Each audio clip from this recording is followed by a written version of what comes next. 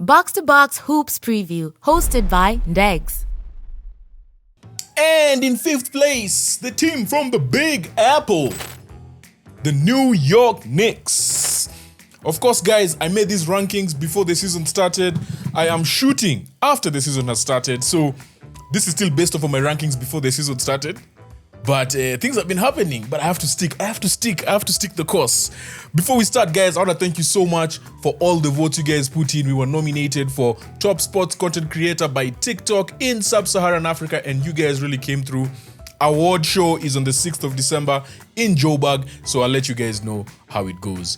And yeah, with that being said, let's get straight into it. This is what the New York Knicks did in 24-25. Season recap. 51-31 record, third seed in the East. December was their best month with a 12-2 record. They advanced to the conference final for the first time since 2000. That was 25 years ago. They knocked out my Celtics, and they really deserved it, to be honest. We didn't have an answer for them. And even before JT got injured, they really played well.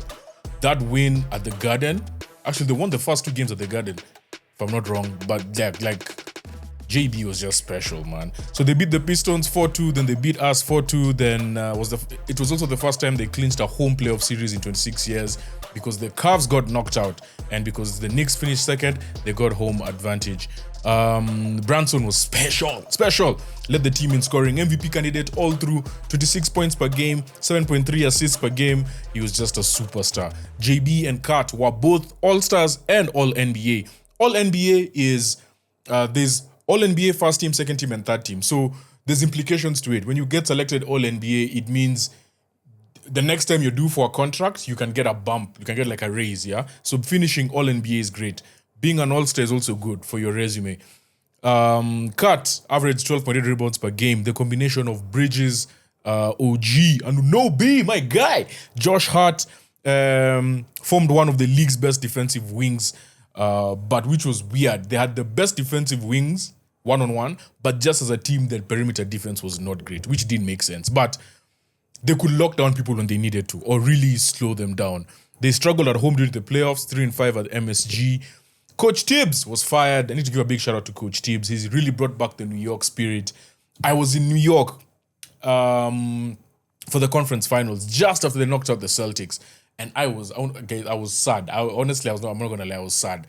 And then the first time I was there, because I was there for about a week. So I was there when they lost. I think they won a home game, and then they lost at home to the Pacers. And they also won at home. When they won, I'm telling you guys, New York is a different place. Not even when they win, just before the game. Like, I know we are passionate about sports. I'm Kenyan. As a Kenyan, we are very passionate about sports. The thing you don't see is that you don't see it out there. Unless our national team is playing, the Harambee Stars, the football team, soccer team, you don't see the way, man, the Knicks, like, you go to any store, like, bodega, it doesn't matter, train station, everyone is wearing Knick merch, in the subway, like, it was crazy, it was mind-blowing just being in that environment, and I really loved New York for that. Like, it was amazing. Even though they're very annoying because I'm a Celtics fan. But if you just take the tribalism out of it, the support was great, man. And I really wish to experience more of that in more countries. Coach Tibbs really brought this team back, man. Like, just the energy, the feel-good factor, it was something great to see. He really brought the grit. Really brought the grit in this team. The biggest shortcomings were the over-reliance on starters. Again, this team, maybe like only 7 people played the whole season. Obviously more played, but then he just never rotated, and he just ran the starters to the ground. And then they lacked offensive creativity, and then poor in-game adjustments was one of his biggest downfalls. And not really a downfall, but a shortcoming. In-game adjustments are important, and you need to use more than your 6 or 7 people, right, to be able to change games.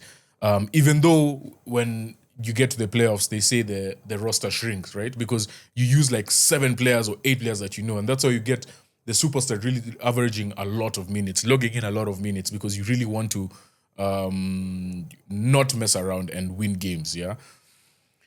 I've already spoken about the defense, and then funny start, they only played 11 players once in the first half. So in the first half, they only played 11 players once the whole season. And that was the last game of the season. And Mikal Bridges was one of those players. If you guys don't know, he's played over 550 consecutive games. Like, he is on a tear. It's wild. Like, just the guy is just too durable. He was the perfect player for Coach Tibbs.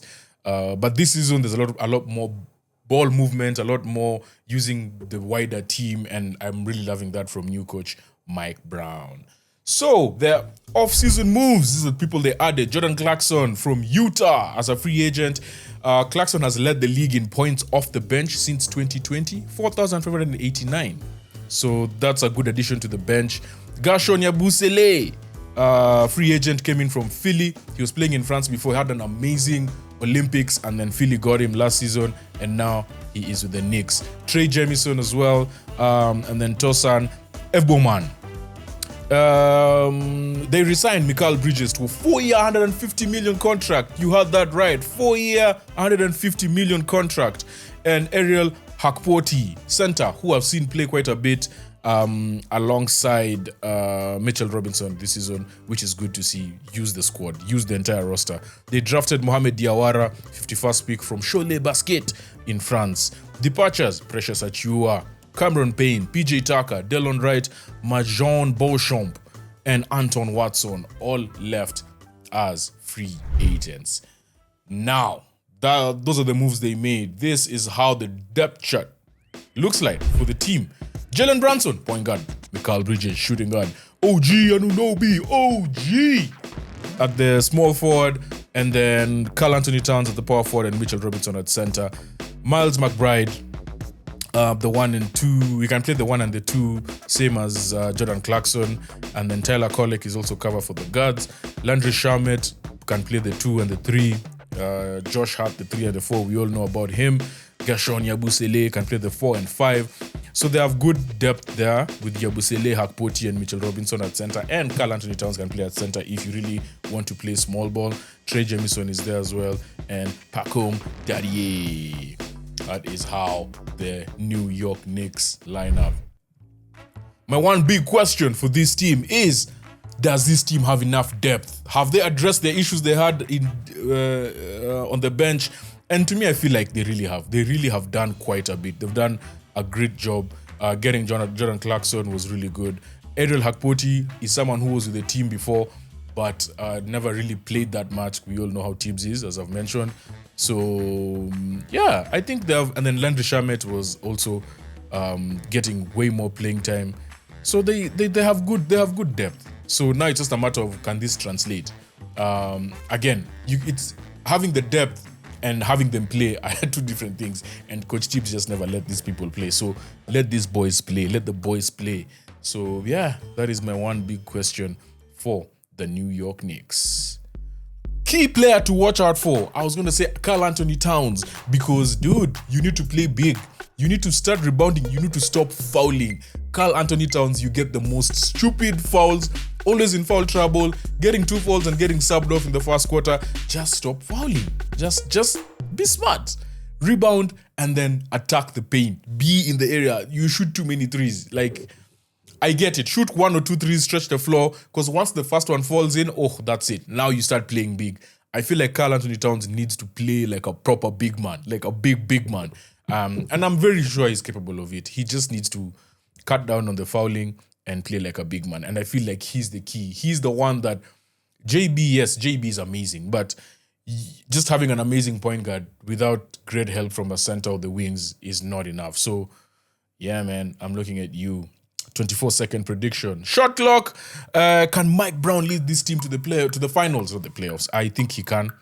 They've addressed the offense and also they're developing talent. He's changed the style of play. The ball is moving a bit more. Everyone is getting a touch, which is beautiful. This team is also a candidate for suffering injuries because they've been run to the ground the last 2 years. And I hope that doesn't happen. I feel like Mike Brown came at the right time. Reduce the minutes for the big boys, right? The JBs, Cats, and OG Anunoby. But with that being said, this team is still good enough to come out of the East. I am seeing them making the finals, if it's not the Magic, because to me, the Magic hold a special place in my heart. I just love the Magic. I love Paulo Banchero. And that is my Preview for the New York Knicks. Which team is next up? Next up, we are going to Texas. We are going to Texas, where my boy from Turkey has started the season on fire. You know which team that is. Ready for the ultimate slam dunk of content? Don't miss out on any of our NBA previews. Hit subscribe and be the MVP of your basketball knowledge game.